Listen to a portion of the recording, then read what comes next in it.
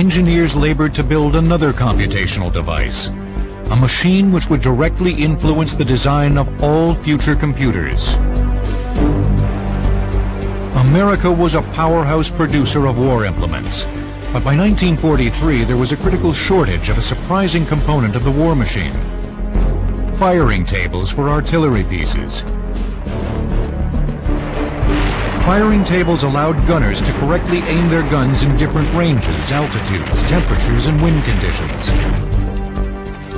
Human computers frantically worked mechanical calculators to produce charts, but they had a hard time keeping up.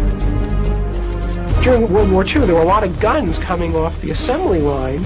There were a lot of firing tables to be calculated. It was a really big job, and it was slowing down the delivery of guns to the front.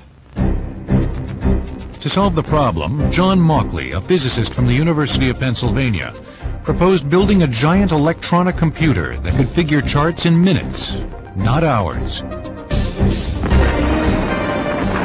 The Army, desperate for a device to help them win the war, reluctantly committed to the proposed cost of $500,000. Mauchly and a brilliant graduate student in electrical engineering, Presper Eckert, set to work constructing ENIAC, the Electronic Numerical Integrator and Computer. Many times larger than Colossus, nothing close to ENIAC had ever been conceived. Nearly 100 feet long and weighing 30 tons, it contained almost 70,000 resistors, 10,000 capacitors, 6,000 switches, and 18,000 delicate vacuum tubes. Vacuum tubes burn out just like light bulbs. In a machine that contained 18,000 vacuum tubes, at least one had to be replaced every few minutes. After 2 years of intense work, the team completed ENIAC, 3 months after the Japanese surrender.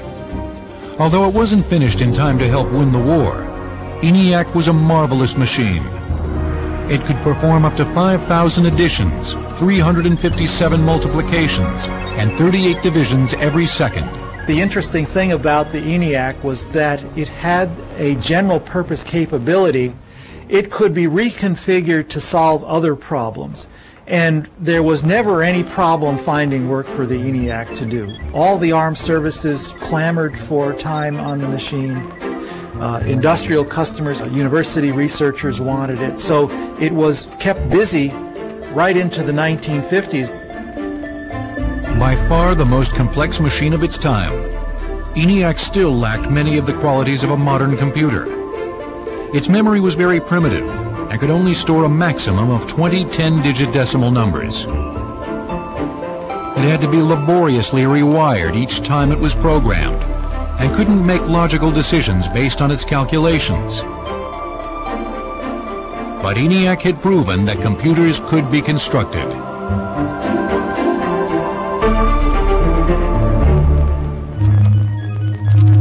Just before the end of the Second World War, John von Neumann, an advisor to Eckert and Mauchly's ENIAC project, wrote a paper that was to greatly affect the next stage of computer design. Von Neumann possessed a photographic memory and was one of the principal scientists involved in the Manhattan Project. Von Neumann's paper delineated the structure of the modern computer. It was to have a processing unit, a controlling unit, memory, input, and output. But most importantly, in the evolution of computers, it would hold its programming internally in its memory. Internally held programs give computers their power and versatility, because an internal program can modify what it does based on data or the results of computations.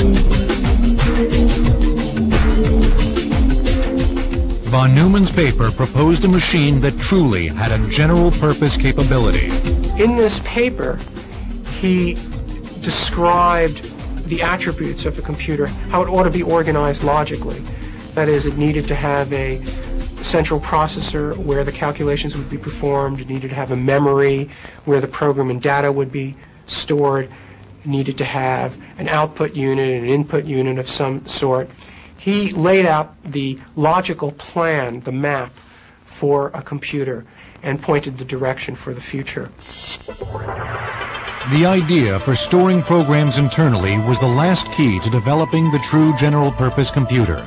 But whether it was von Neumann's idea has long been hotly debated.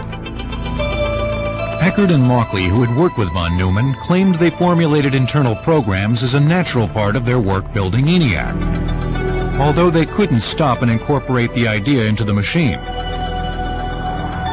However, Eckert and Mauchly weren't included as authors in the paper. They felt they had been betrayed.